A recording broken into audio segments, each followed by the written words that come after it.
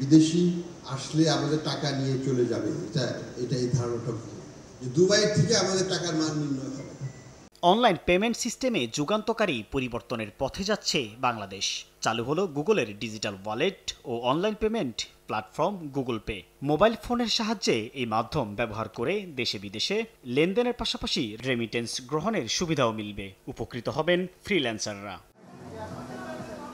মঙ্গলবার সকালে রাজধানীর একটি হোটেলে এই সেবার উদ্বোধন করেন বাংলাদেশ ব্যাংকের গভর্নর আহসান এইচ মনসুর। তিনি জানান, এই সেবা চালুর মাধ্যমে দেশ ক্যাশলেস সোসাইটির দিকে আরও এক ধাপ এগিয়ে গেল, পাশাপাশি পেল বিদেশি বিনিয়োগও। দেশি এবং বিদেশি উদ্যোক্তাদের বিচরণ ক্ষেত্র, এখানে আমি মনে করি না যে বিদেশি আসলে আমাদের টাকা নিয়ে চলে যাবে, এটা এই ধারণাটা ভুল। এখানে যে জিনিসটা আসে সেটা হচ্ছে technology, management, inflow of resources and we can learn from.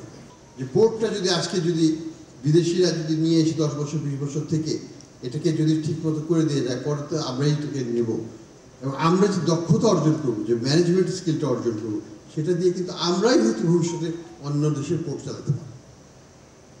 এই যে পরিবর্তনগুলো, এগুলো তো ওয়েলকাম করতে হবে। প্রধান অতিথির বক্তব্যে তিনি জানান, ব্যাংক খাতে সুশাসন ফিরিয়ে আনতে একীভূতকরণের কাজ চলমান। সামষ্টিক অর্থনৈতিক স্থিতিশীলতার কথা তুলে ধরে বলেন, লক্ষ্য পূরণে মুদ্রা বিনিময় হার বাজারের উপর ছেড়ে দেওয়া হয়েছে। আমাদের এক্সচেঞ্জ রেটটাকে বাজারের উপর ছেড়ে দিতে, যেটা আইএমএফ চাচ্ছিল। আমাদের লক্ষ্য একই, বাজার ভিত্তিক এক্সচেঞ্জ রেট হবে।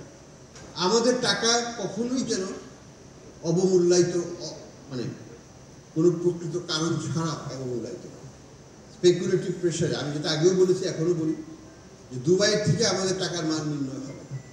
আমাদের টাকার মান নির্ণয় হবে বাংলাদেশের ব্যাংকিং খাতের ইন্টারব্যাংক মার্কেট। এ সময় তিনি আরও জানান, বাজেটে 6.5% মূল্যস্ফীতি নির্ধারণ করা হলেও 5% নামিয়ে আনার লক্ষ্য নিয়ে কাজ করছে কেন্দ্রীয় ব্যাংক। আনস্টেবল এনভায়রনমেন্টে আন্ডার প্রেশার কখনোই বাজারের উপর ছেড়ে দিতে পারে। সাইফুল ইসলাম, সময় সংবাদ, ঢাকা।